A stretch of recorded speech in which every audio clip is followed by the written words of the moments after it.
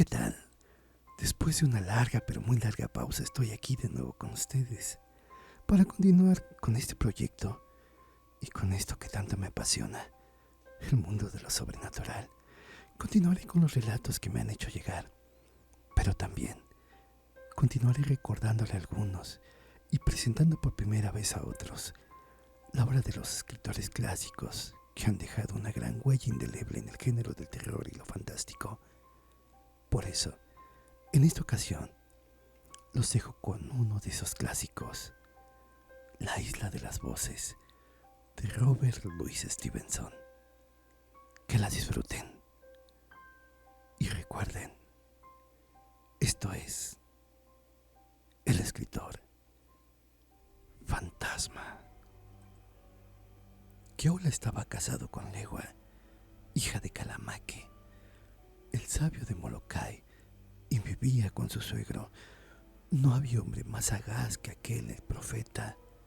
Leía en las estrellas, adivinaba mediante los cadáveres y con la ayuda de los demonios podía subir solo hasta las partes más altas de la montaña, a la región de los trasgos, y allí conjuraba los espíritus de la antigüedad. Por ese motivo, no había nadie a quien en todo el reino de Hawái se le consultase tanto como a él. Un gran número de personas compraba, vendía y se casaban y disponían de sus vidas por sus consejos. El rey le llamó 2 veces a Kona para buscar los tesoros de Kamehameha. Tampoco había hombre más temido de sus enemigos. Algunos habían contraído enfermedades en virtud de sus maleficios, y algunos habían desaparecido en alma y cuerpo, de tal modo que en vano podía buscar la gente un hueso de ellos. Corría el rumor que tenía el arte o el don de los antiguos héroes. Le habían visto algunos por las noches sobre las altas montañas, subiendo de peñasco en peñasco, paseando en los altos bosques, y entonces sus hombros y cabeza sobrepasaban la altura de los árboles. Calamaque era un hombre extraño. Procedía de la mejor sangre de Molokai y Maui, de un linaje limpio, y sin embargo era más blanco que cualquier europeo. Su pelo era del color de la hierba seca y sus ojos rojos y muy cegados, de modo que en la isla había el proverbio siguiente: ciego como Calamaque, que puede ver a través del día siguiente. De todas esas cosas de su suegro, Keola sabía un poco por los comentarios de la gente.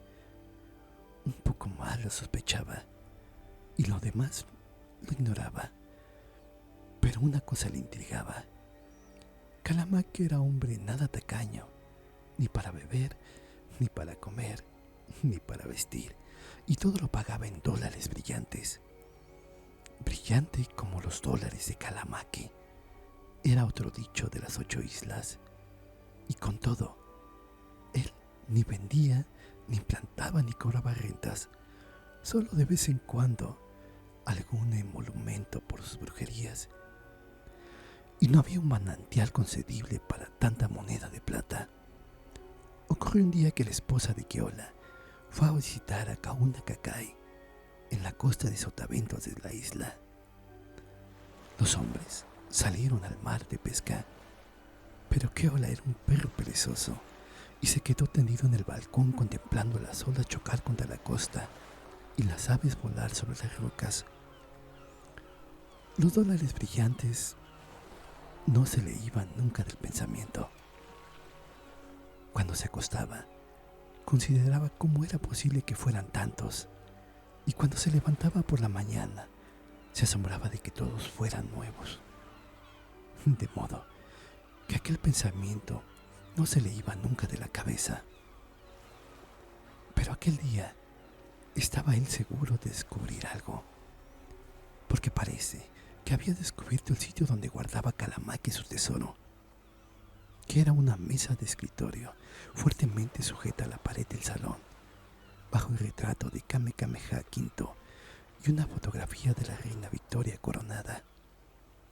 Y parece que la noche antes había tenido la ocasión de mirar en su interior Y cosa extraña, el saco estaba vacío. Y esto fue el día del vapor. Él veía el humo frente a Kalaupapa y debería llegar pronto con cosas para comer, salmón en conserva y toda clase de alimentos para Kalamaque. Pues si puede pagar hoy estos géneros, pensaba Keola, será cierto que es un brujo y que los dólares salen del bolsillo del demonio. Mientras pensaba así, apareció detrás suyo su suegro, con aspecto preocupado. ¿Aquello es el vapor?, preguntó. Sí, respondió Keola. Primero hará escala en Pelecono y enseguida estará aquí. Pues si puede pagar hoy estos géneros, pensaba Keola. A falta de otro mejor, debo de hacerte una confidencia, Keola. Ven dentro. Entraron los dos al salón, que era un aposento hermoso, empapelado y cubierto de cuadros y amueblado con una mecedora, una mesa y un sofá estilo europeo. Además, había un estante con libros, una Biblia sobre la mesa y un escritorio cerrado y sujeto a la pared, de modo que cualquiera podía comprender que el dueño de esa casa era un hombre de importancia. Kalamaque hizo que Keola cerrase los póstigos de las ventanas mientras cerraba las puertas y abría la mesa del escritorio, de la que sacó un par de collares llenos de amuletos y conchas, un manojo de hierbas secas y una gran rama de palma. Lo que voy a hacer, dijo, es una cosa maravillosa. Los antiguos eran hombres de sabiduría, hacían maravillas, y entre otras, esta, pero era de noche, en el desierto y al fulgor de las estrellas propicias. Yo lo haré hoy mismo, en mi propia casa y a la luz del día. Diciendo esto, puso la Biblia debajo del cojín del sofá, de modo que no se viese. Sacó del mismo un petate de un tejido muy fino y amontonó las hierbas y las hojas sobre la arena en una olla de estaño. Y después, él y Keola se pusieron los collares y se colocaron ambos en los lados opuestos del petate. Ya es hora, dijo el brujo. No temas. Entonces, prendió fuego a las hierbas y empezó a murmurar y agitar la rama de palma. Al principio había poca luz porque los póstigos estaban cerrados, pero las hierbas prendieron pronto y las llamas iluminaron a Keola y a todo el cuarto. Después, el humo le mareó y oscureció la vista y oyó el zumbido de los mascullados rezos de Kalamaque. Y de pronto, sobre el petate en que ambos estaban, descargaron unas ráfagas o llamaradas más rápidas que un relámpago.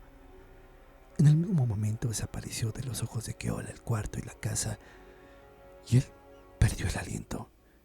Columnas luminosas giraban sobre su cabeza y en torno a su vista, y se encontró transportado a una playa del mar, bajo un sol abrasador y ante unas olas imponentes.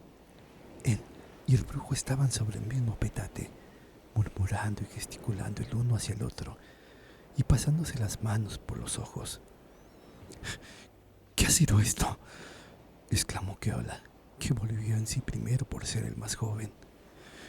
Me parecía que iba a morir. Bah, respondió Kalamaque. Ya no tiene importancia. Está hecho. Pero en nombre de Dios, ¿dónde estamos? Tampoco importa, replicó el hechicero. Aquí tenemos un asunto entre manos y eso debemos de atender. Mientras recobro el aliento, ve al lindero de ese bosque y tráeme esas hierbas y esas ramas que verás allí en abundancia. 3 manojos de cada cosa. Y date prisa, que debemos de estar antes de que llegue el vapor, pues parecería extraño que hubiésemos desaparecido. Y se sentó en el suelo jadeando. Keola avanzó por la playa, que era de brillante arena y coral, sembrada de extrañas conchas, y pensó para sí: ¿cómo es que no conozco esta playa? Volveré a recoger conchas de estas. Frente a él se elevaba una hilera de palmas, no conocidas y hermosas, y dejando pendientes anchas ramas marchitas y amarillas como oro entre el verde follaje, y pensó para su interior: es extraño que yo no haya encontrado este bosque. Cuando haga calor, me vendré aquí a dormir. Pero qué calor se ha levantado de pronto, pues se ha de notar que en Hawái era invierno y el día había sido frío. Pensó también: ¿dónde están las montañas grises? ¿Y dónde los altos peñascos con aquel bosque pendiente y las aves que giran encima? Y cuando más lo pensaba, menos podía imaginar en qué parte de las islas había ido a parar. En el borde del bosque, donde éste se juntaba con la playa, crecía la hierba, pero la rama del arbusto, pedido por Kalamaki, crecía más dentro. Mientras que Ola se acercaba al árbol, vio a una joven completamente desnuda, excepto que llevaba un cinturón de hojas. «Caramba», pensó Keola. En esta parte del país no se preocupa mucho por la ropa. Y se detuvo suponiendo que la joven lo vería y escaparía. Pero viendo que ella seguía impávida, comenzó a tararear en voz alta. Al oírlo, ella dio un salto, se puso pálida y miró hacia el lado donde estaba Keola, y su boca quedó abierta de espanto. Pero lo raro era que su mirada no se fijaba en Keola. «Dios mío», dijo este, «no se espante usted tanto que no me la voy a comer». Pero apenas abrió la boca cuando la joven huyó bosque adentro. «Costumbres raras», pensó Keola, y sin pensar en lo que hacía, corrió tras ella. La joven iba corriendo y gritando en una lengua que no se usaba en Hawái, aunque algunas palabras eran idénticas, y él comprendió que llamaba y avisaba a otros. Y de pronto vio a más personas corriendo y gritando como gente que huyó de un incendio. Hombres, mujeres y niños gritándose unos a otros. Y entonces él también se llenó de temor y volvió al lugar donde lo esperaba Kalamaki, y le llevó las hojas refiriéndose a lo que había visto. «No hagas caso», dijo Kalamaki. «Todo esto es como un sueño y sombras. Todo desaparecerá y será olvidado». «Parecía que nadie me veía», dijo Keola. «Y nadie te ha visto», replicó el brujo.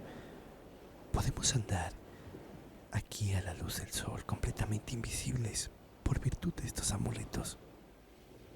Con todo, ellos nos oyen y por eso es bueno hablar bajo como lo hago yo». Después se levantó y formó con piedras un círculo en torno al petate, y en el centro puso las hojas. «Ahora», le dijo, «deberás mantener las hojas ardiendo, alimentando el fuego poco a poco. Mientras se hace la llama, que solo es un momento, yo haré mi diligencia, y antes de que negreen las cenizas, el mismo poder que nos trajo nos llevará de nuevo. Prepárate con el fósforo y llámame a tiempo, no sea que las llamas se apaguen y yo me quede abandonado». Tan pronto como prendieron las llamas, el brujo salió fuera del petate como un ciervo y comenzó a correr por la playa como un galgo recién salido del baño. Mientras corría se detenía ligeramente para recoger las conchas, y Keola le pareció que al tomarlas relumbraban. Las hojas ardían con brillante llama que las consumía deprisa. Y de pronto, Keola solo tuvo un manojo, y el brujo estaba lejos corriendo y deteniéndose. «¡Vuelve!», gritó Keola. «¡Vuelve! ¡Las hojas están acabándose!». Entonces Kalamaki volvió, y si antes corría, ahora volaba. Pero por mucho que corría, las hojas se consumían más aprisa. La llama última iba a extinguirse, cuando de un gran salto fue a caer al centro del petate. El aire del salto las apagó y entonces desapareció la playa, el sol y el mar, y se hallaron de nuevo en la oscuridad del cerrado salón, estremeciéndose y cegados. Y en el petate, entre ellos, había un montón de brillantes dólares. Keola corrió para abrir los póstigos y vio al buque cabeceando majestuosamente cerca ya de la tierra. Esa misma noche Calamaque llamó aparte a su yerno y dándole $5 le dijo: si eres hombre prudente, cosa que dudo bastante, pensarás que dormiste esta tarde en el balcón y que soñaste. Soy hombre de pocas palabras y quiero que los que me ayudan tengan poca memoria. Calamaque no dijo más palabras ni se refirió más al asunto, pero Keola se erguía en sí mismo, porque si antes ya era perezoso, ¿cómo iba a trabajar entonces? ¿Para qué trabajar?, se decía, cuando tengo un suegro que hace dólares de las conchas del mar. Muy pronto se gastó los $5 que le dio su suegro, pues se compró ropas muy finas y después se entristeció. Mejor, pensaba, hubiera sido comprarme una concertina, con lo cual me hubiese entretenido todo el santo día, y empezó a estar molesto con Calamaque. Este hombre tiene alma de perro, pensaba. Puede amontonar dólares cuando le viene en gana en la playa y deja que yo carezca de una concertina. Pues que tenga cuidado, yo no soy ni un chiquillo, soy tan listo como él y poseo su secreto. Después se quejó con su esposa Legua de la conducta de su padre. Yo no me enfrentaré a mi padre, respondió Legua. Es un hombre peligroso como para ponerse en su contra. Pues a mí no se me da de él ni esto, replicó Keola. Le tengo por las narices, puedo hacer que él ejecute lo que yo quiera. Y contó a Legua la historia. Pero ella meneó la cabeza. Puedes hacer lo que quieras, dijo ella, pero de seguro que en cuanto te pongas a mi padre, desaparecerás. Mira lo que le pasó a fulano y a mengano. Piensa en Wa, que era el noble de la Cámara de Representantes que iba a Honolulu cada año. Pues no se encontró de él ni un hueso ni un cabello. Acuérdate de Kamau y de cómo adelgazó hasta quedar convertido en un hilo, de modo que su esposa le podía levantar con una mano. Keola, en las manos de mi padre eres una criatura. Te cogerá con el pulgar y el índice y te comerá como a un camarón.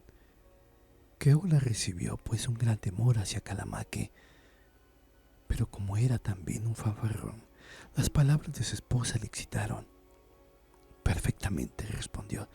Si eso es lo que piensas de mí, te demostraré que te equivocas completamente. Y se dirigió directamente al salón donde su suegro estaba sentado. Calamaque, dijo, necesito una concertina. ¿De veras?, preguntó aquel. Sí, respondió Keola, y te digo que quiero tenerla.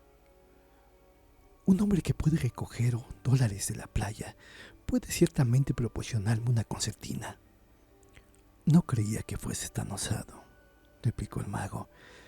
Me pensaba que eras tímido, y no puedes imaginarte el placer que experimento al ver que me he engañado. Ahora empiezo a pensar que me hace falta un ayudante y un sucesor en mi difícil negocio. Una concertina.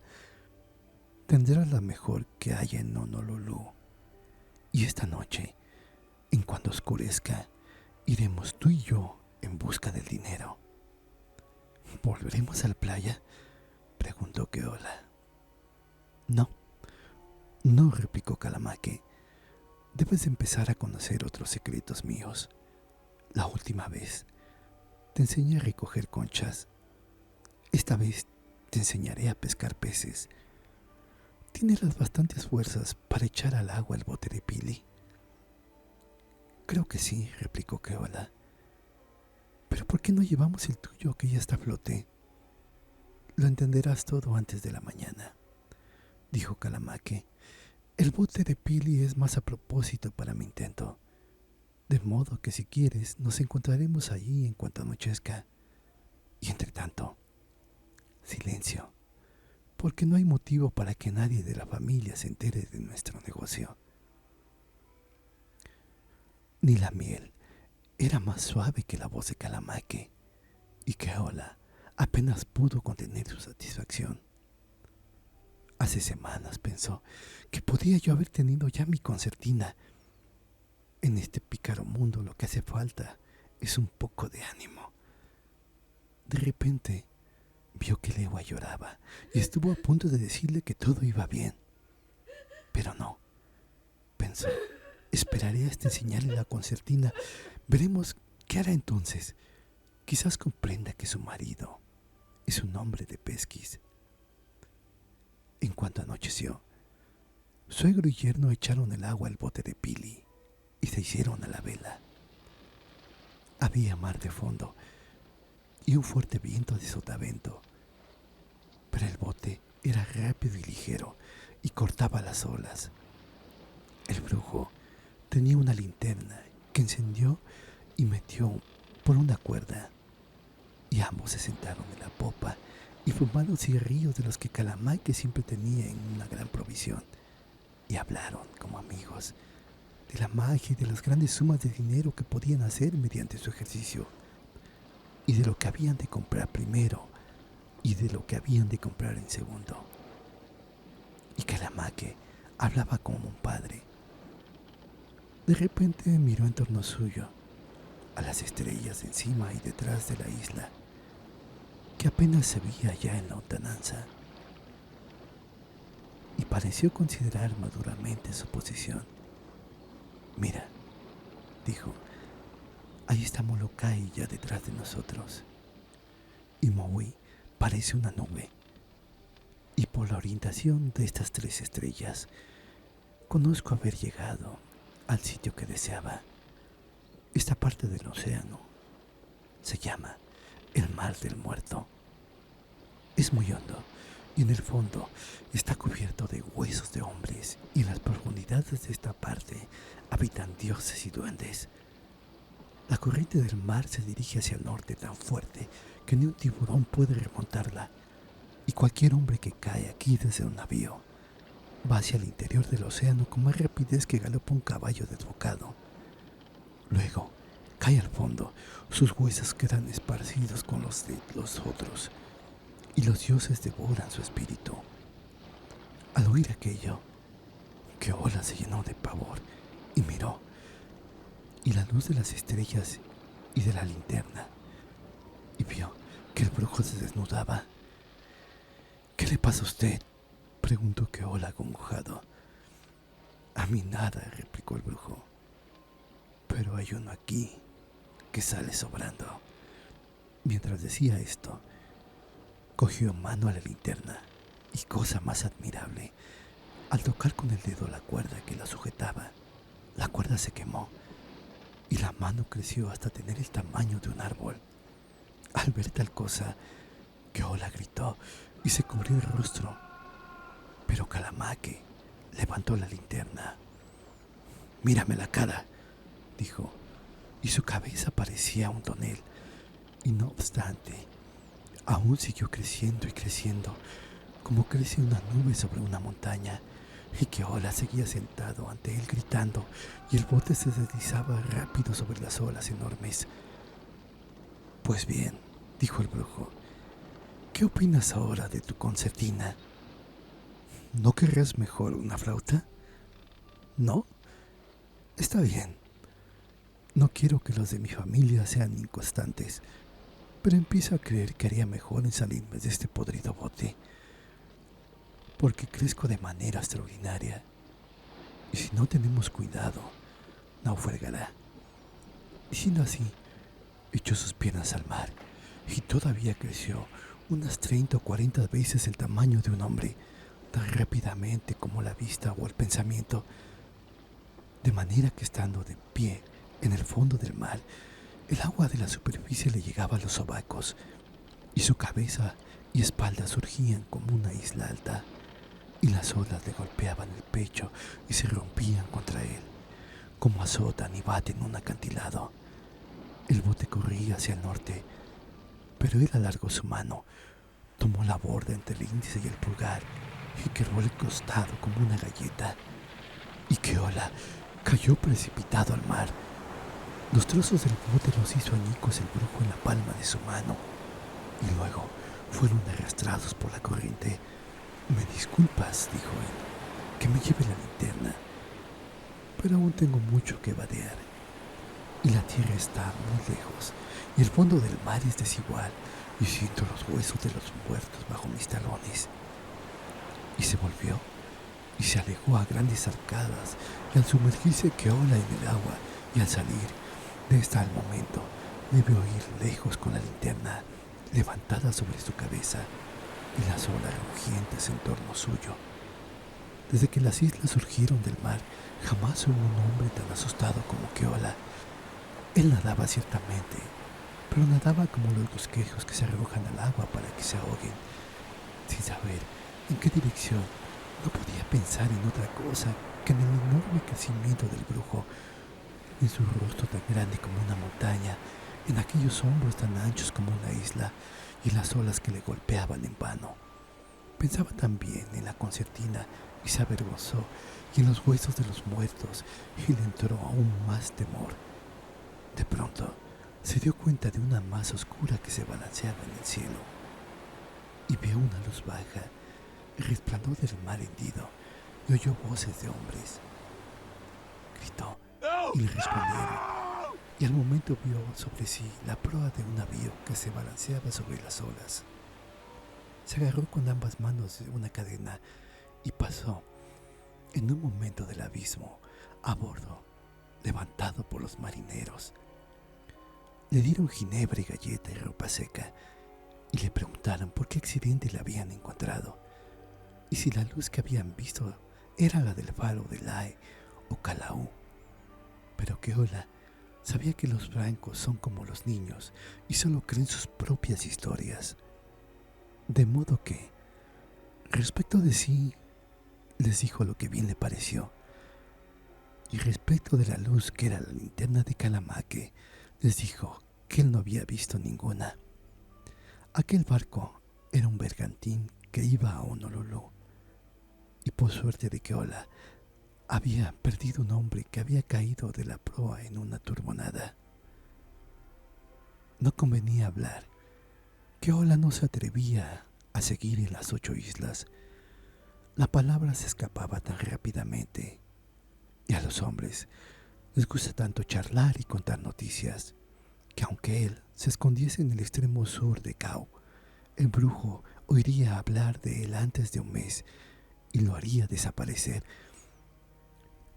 De modo que hizo lo que le pareció más prudente y se quedó como marinero en vez del hombre que había sido ahogado. De algún modo el barco era un buen escondite. El alimento era muy abundante y sustancioso. Una galleta y cecina cada día, y sopa de guisantes, pudines de harina y grasa 2 veces a la semana. De manera que Keola engordó bastante. El capitán era un buen sujeto, y la tripulación no era peor que otros blancos. Lo peor era el contramaestre, el hombre más difícil de contentar que había visto jamás Keola. Y le pegaba y maldecía diariamente a toda hora por lo que hacía o dejaba de hacer. Los golpes eran muy duros, porque el contramaestre era un hombre fuerte y las palabras que usaba eran groseras, y Keola, que venía de buena familia y que estaba acostumbrado al respeto, no las podía sufrir. Y lo que era peor de todo, siempre que Keola tenía una ocasión de reposar y dormir un poco, el contramaestre iba a despertarlo enseguida con un cabo. Keola comprendió que no podía aguantar aquello y se determinó a escapar. Haría un mes desde que había salido de Honolulu, cuando vieron tierra. Era una noche tranquila y estrellada, y el mar estaba tan sosegado y bello como el cielo. Soplaba un alivio continuo, y la isla se erguía por Barbolento, representando hacia el mar una franja de palmeras en toda su extensión de la costa. El capitán y el contramaestre la observaron y hablaron de ella acerca de la rueda del timón, en la que se encontraba entonces Keola de guardia y siguiendo el rumbo que le habían marcado. Parecía que era una isla a la que no se acercaban los barcos comerciantes. Según el capitán, no vivía nadie en ella, pero el contramaestre opinaba lo contrario. Yo, dijo, no creo en las noticias que insertan en las cartas, porque respecto a esta isla aseguran que está deshabitada, y yo pasé una noche cerca de ella con el bergantín Eugenia, y había mucha gente pescando a la luz de hachas, y en la playa había tantas luces como en una ciudad. Bueno, respondió el capitán, lo más importante es que es demasiado acantilada, y la carta no marca ningún peligro, de modo que pasaremos a la costa de Sotavento. Evita el cabeceo. ¿No te he dicho, bruto? Gritó a Keola, que los estaba escuchando con tal atención que se olvidó del gobernale. El contramaestre le maldijo y juró y perjuró que el canaco no valía para nada y que si agarraba a Keola sabría de acordar de él. Y así el capitán y el contramaestre se echaron juntos en el castillo del puente y Keola se quedó solo. Esta isla me va muy bien, pensó. Si no se acercan a ella buques mercantes, el contramaestre nunca vendrá a ella. Y lo que es Calamaque, no puede ser que venga tan lejos. Tal como lo pensó, hizo el bergantín hacia la playa, pero de sesgo tenía que llevar aquella operación con cuidado, porque con aquellos blancos y sobre todo con aquel contramaestre, todas las precauciones eran pocas, puesto que dormían o fingían dormir, y si una vela se encogía, se levantaban y espabilaban con un cabo al canaco. Por esto, Keola desvió el rumbo del bergantín poco a poco, hasta que de pronto la tierra estuvo cercana y el ruido del mar junto al buque se hizo más intenso. Entonces, el contramaestre se sentó de repente en el castillo gritando: ¿Qué haces? ¡Vas a estrellar el barco! Y saltó hacia Keola, y este dio otro por encima de la borda y se lanzó al estrellado mar. Cuando subió a la superficie, el bergantín seguía ya la ruta verdadera, yendo en el gobernal el contramaestre en persona, a quien oyó todavía Keola maldecir. El mar estaba tranquilo a sotavento de la isla, además estaba templado, y Keola llevaba su cuchillo de marino, de modo que no temía a los tiburones. Un poco frente de él cesaban los árboles, y en la línea de tierra había una abertura como la de la entrada de un puerto. Y la marea, que subía entonces, le arrastró por ella. En un minuto se encontró fuera y dentro. Había nadado en un agua espaciosa y somera, brillante como el reflejo de millares de estrellas, y en torno de él vio un cinturón de tierra con una franja de palmeras y quedó asombrado, porque la isla era de tal que él no había oído jamás hablar de ella. La estancia de Keola en aquel paraje tuvo dos periodos: el periodo en el que estuvo solo y el periodo que vivió con la tribu. Al principio buscó en todas direcciones y no encontró ser humano. Solo era una pequeña aldea abandonada en que había varias casas y algunos restos de hogueras, pero las cenizas estaban frías y esparcidas por la lluvia, y algunas de las casuchas estaban destechadas por el viento. Allí estableció Keola su morada. Preparó el fuego y pescó y cogió los pescados y trepó las palmeras y cogió cocos y bebió su agua, porque en toda la isla no había agua natural. Con la cáscara de coco hizo una lámpara y extrajo el aceite de cocos maduros, y de la fibra hizo una torcida. y cuando se hacía de noche se encerraba en su casita y encendía su lámpara. Y acostado estaba temblando hasta que amanecía. Muchas veces pensó en su interior que habría estado mejor en el abismo del mar, mezclando allí sus huesos con los de los otros. Todo este tiempo vivió en la parte interior de la isla, porque la pequeña aldea estaba en las orillas de la laguna, y en esta había abundante y buen pescado. Y la parte exterior solo fue una vez, y miró a la playa del mar, y se volvió temblando, porque el aspecto de aquella playa, con su arena brillante, y las conchas de que estaba sembrada, y el ardiente sol y la resaca le produjeron una terrible aprensión. No puede ser, pensaba, y sin embargo, es muy semejante. Y yo qué sé, estos blancos, aunque pretenden saber dónde navegan, se pueden equivocar como todo el mundo. Después de todo, puede ser que hayamos navegado en círculo y tal vez esté cerca de Molokai y esta playa sea en la donde recoge mi suegro sus dólares. De modo que desde entonces fue prudente y vivió en el interior de la isla. Cosa de un mes después llegó la gente de aquel lugar en 6 grandes botes. Eran hombres de hermosa raza y hablaban una lengua muy diferente a la de Hawái, aunque tenían muchas palabras idénticas, de modo que no le era difícil entenderse entre ellos. Además, los hombres eran muy corteses y las mujeres muy complacientes, y saludaron a Keola y le hicieron una casa y le dieron una esposa. Y lo que más les sorprendía fue que nunca le enviaban a trabajar con los jóvenes. Y la vida de Keola ahora tuvo 3 etapas. Primero estuvo muy triste, después muy alegre, y luego en el tercer periodo fue el hombre más asustado de la tierra.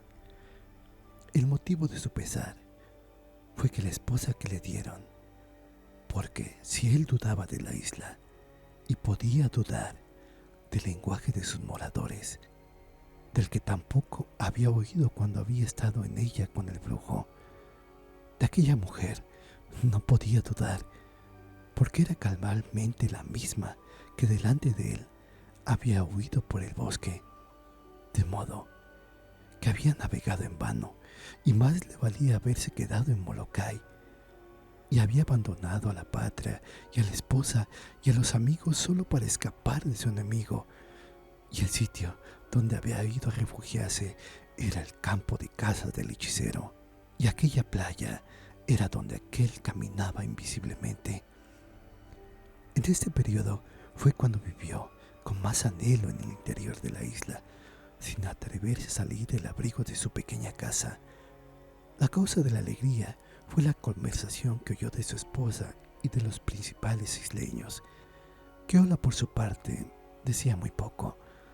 No estuvo muy seguro de sus nuevos amigos, porque los veía excesivamente corteses para que fuesen sinceros, y desde que había trabado amistad más profunda con su suegro, se había vuelto prudente. Por esto, no les dijo nada de sí mismo, fuera de su nombre y familia, de que venía de las 8 islas, y de que éstas eran muy hermosas, y les habló del palacio del rey y de los misioneros. Hizo muchas preguntas y aprendió mucho. La isla en que se encontraba se llamaba la Isla de las Voces. Pertenecía a la tribu, pero ésta vivía en otra isla, a 3 horas en vela hacia el sur, donde tenían sus casas permanentes, y era una isla rica, donde había huevos de gallina y cerdos, y donde llegaban barcos mercantes con ron y tabaco.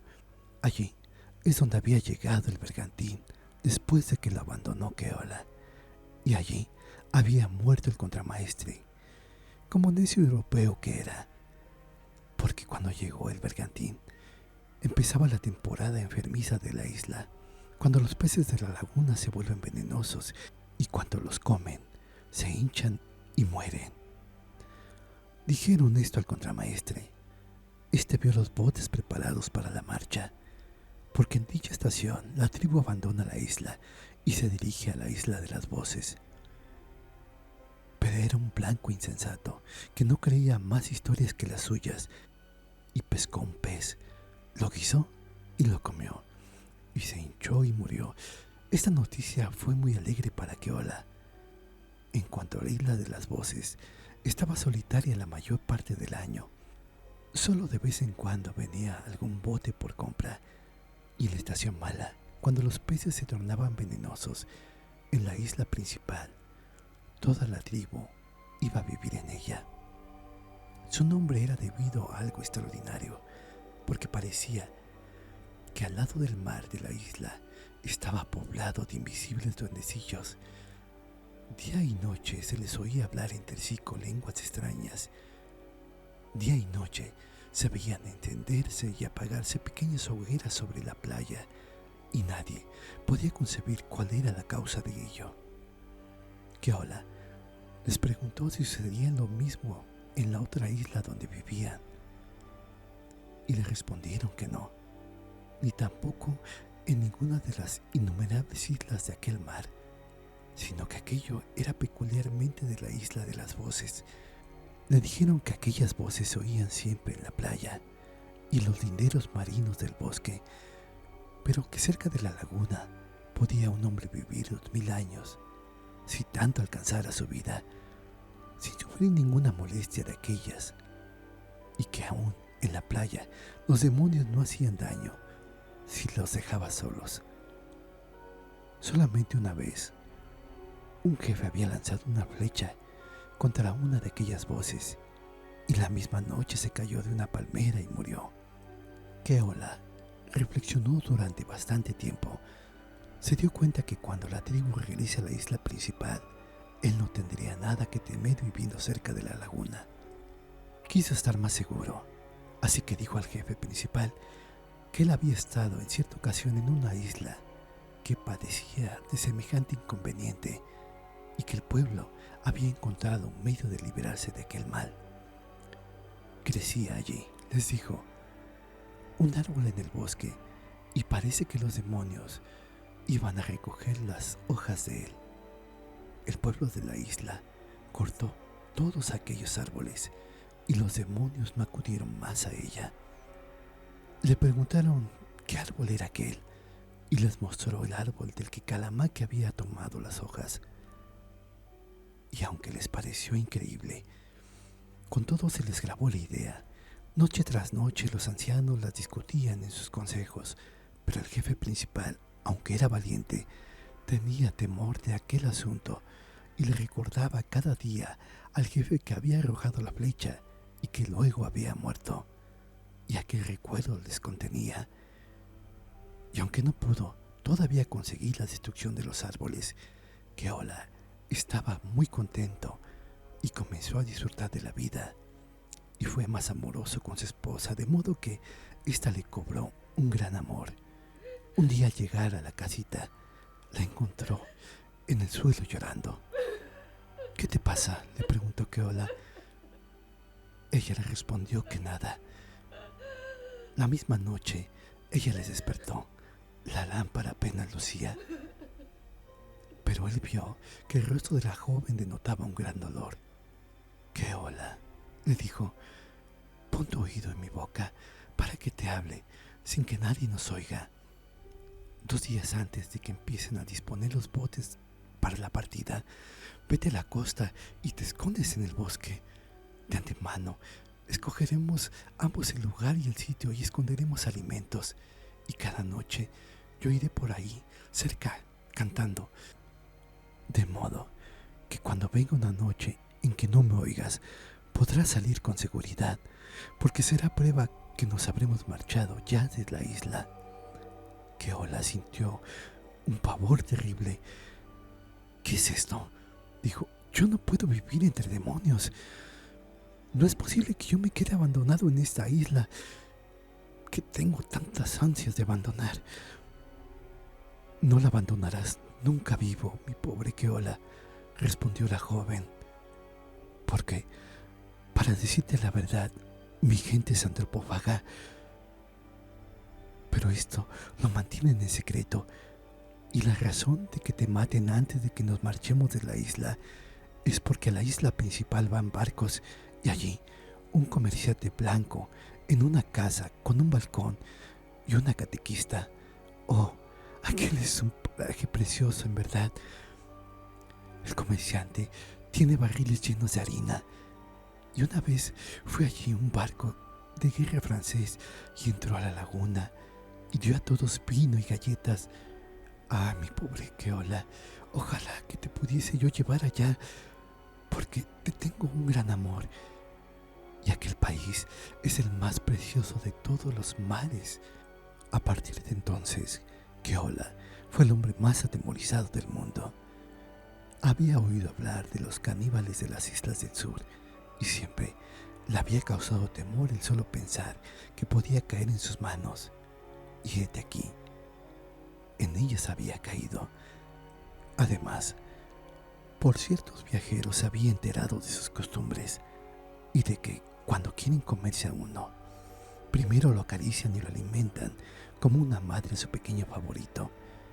Y vio que esto era lo que habían hecho con él, porque le habían dado casa, alimento y esposa, prohibiéndole todo trabajo, y comprendió por qué los ancianos y los jefes discurrían con él como una persona de autoridad.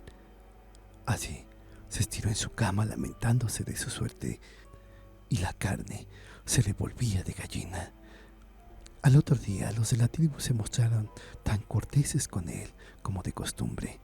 Eran elocuentes y poetas, y durante la comida mantenían conversaciones ingeniosas y bromeaban tan ingenuamente que un misionero se hubiera muerto de risa oyéndolos. Pero Keola, maldito lo que le importaban sus finos modales, no veía sino sus dientes relucientes en sus bocas, y aquella vista le hacía estremecer. Y cuando acabaron de comer, él se fue al bosque y se tendió desesperado en la maleza como un loco. Al otro día ocurrió lo mismo, y entonces su esposa lo siguió. Keola, le dijo, si no comes, te digo sencillamente que te matarán y te guisarán mañana, porque algunos de los principales ancianos murmuran ya que piensan que estás enfermo y temen que pierdas carnes. Entonces Keola se estiró airado. Bueno, dijo, tanto se me da lo uno como lo otro. Estoy entre el demonio y el profundo mar. Puesto que debo morir, acabaré lo más pronto posible. Si he de ser comido, prefiero que me coman los duendes y no los hombres. Adiós. Y separándose de su esposa, se dirigió a la playa. Esta estaba inundada de sol ardiente. No se veía señales de ser humano, pero en la arena aparecían pisadas en torno suyo. Mientras él avanzaba, oía voces hablar y murmurar, y pequeñas hogueras encenderse y apagarse. Allí se oían todas las lenguas del mundo: francés, holandés, ruso, tamul, chino. De todos los países donde era conocida la hechicería había gente allí, y Keola los oía murmurar. Aquella playa estaba más animada que una feria, y con todo no se veía a nadie. Y mientras Keola andaba, veía que las conchas desaparecían ante su vista, y no veía a los que las levantaban. El demonio en persona hubiese tenido miedo de estar solo con semejante compañía, pero Keola estaba más espantado con el otro peligro de muerte a manos de los antropófagos, de modo que en cuanto veía una hoguera, echaba a correr hacia ella como un toro. Entonces sonaban de un lado y de otro voces incorpóreas e invisibles. Manos vertían puños de arena sobre las llamas y desaparecían de la playa antes de que él las alcanzase.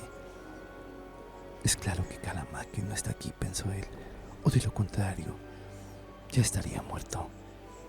Se sentó pues en el borde del bosque, porque estaba fatigado, y apoyó su barbilla en ambas manos.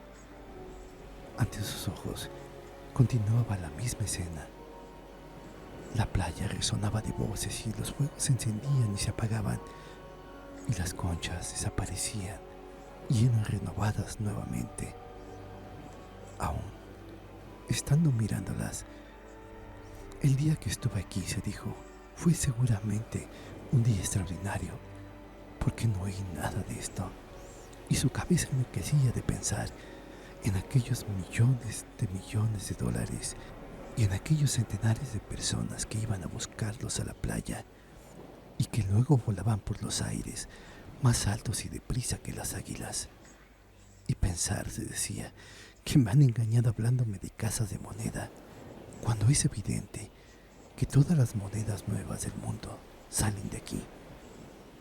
Pero para otra vez ya lo sabré mejor.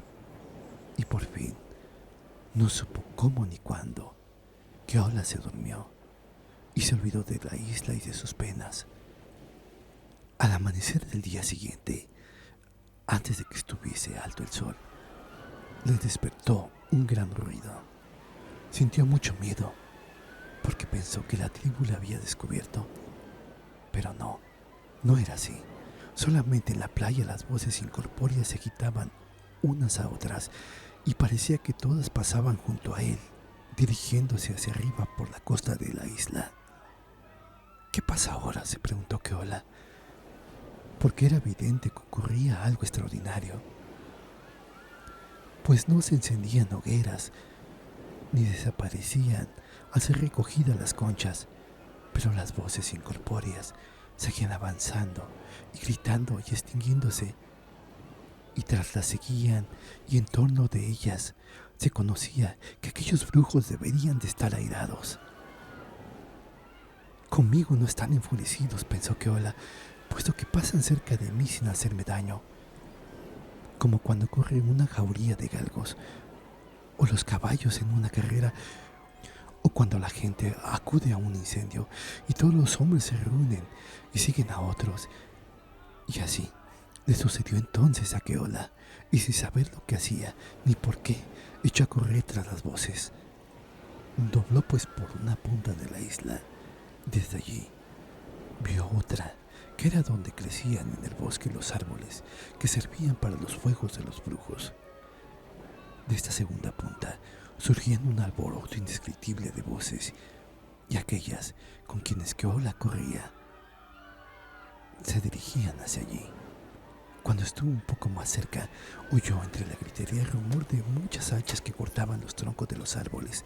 Entonces comprendió que el jefe principal de la tribu había por fin consentido lo que él había propuesto, que los hombres de la tribu se habían puesto a talar los árboles y que la noticia había corrido de brujo en brujo por la playa, reuniéndose por fin todos para defender sus árboles. El deseo de presenciar cosas extrañas se apoderó de Keola, por lo cual, siguiendo las voces, cruzó la playa y luego a las lindes del bosque, y se quedó asombrado. Un árbol ya había caído, otros se tambaleaban. Allí estaba reunida toda la tribu. Estaban los hombres, espalda con espalda, y había algunos caídos y bañados en sangre. Sus rostros denotaban un espanto indecible. Sus voces se elevaban al cielo tan agudas como el grito de una comadreja.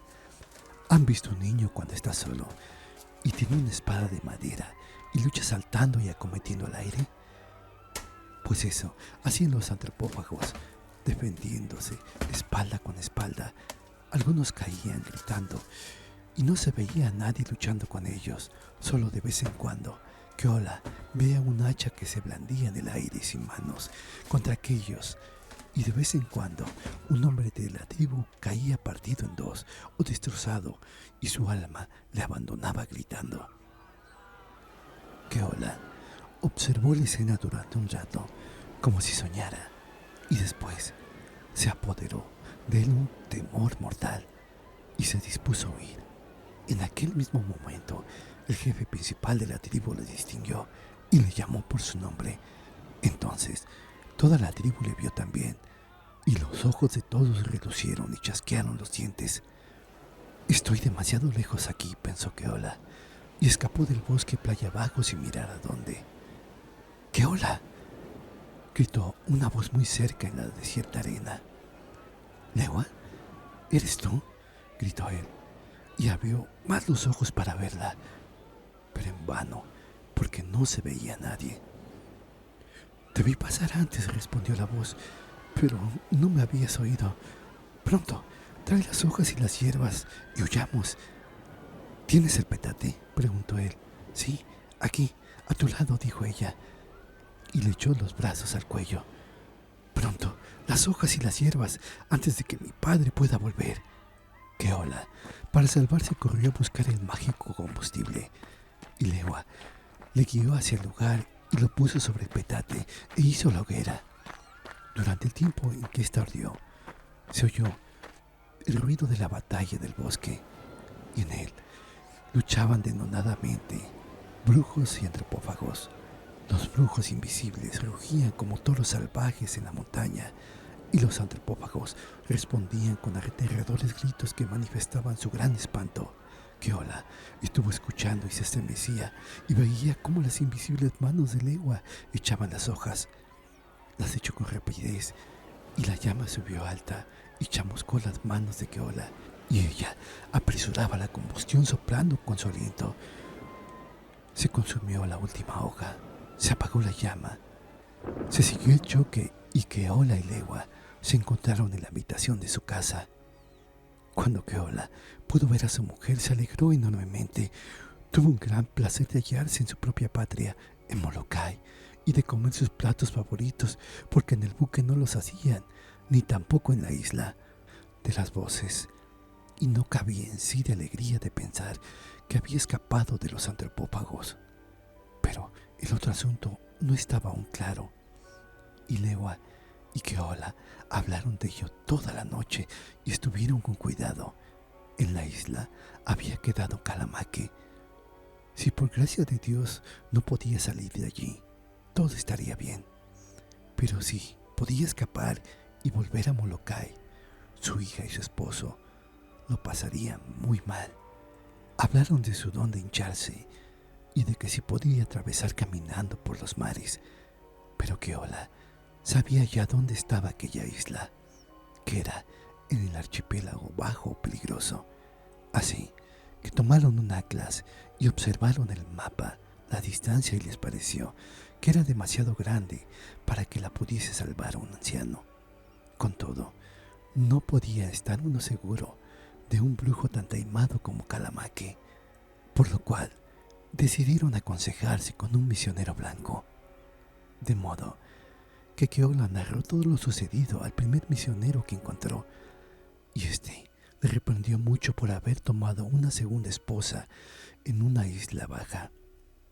Pero de todo lo demás le dijo que no podía decirle nada en concreto. No obstante, añadió, si piensas que ese dinero de tu suegro es mal adquirido, te aconsejo que lo repartas entre los leprosos y el fondo de la misión. Y en cuanto a esta historia extraordinaria, no puedes hacer nada mejor que guardarla para ustedes. Keola y Lewa siguieron su consejo y repartieron mucho dinero entre los enfermos de lepra como a la iglesia. Y sin duda, aquella decisión fue extraordinaria, puesto que desde aquel momento no se ha vuelto a oír nada más de Kalamake. Pero quién sabe si le mataron en la batalla junto a los árboles, o si está aún dando vueltas en la isla de las voces.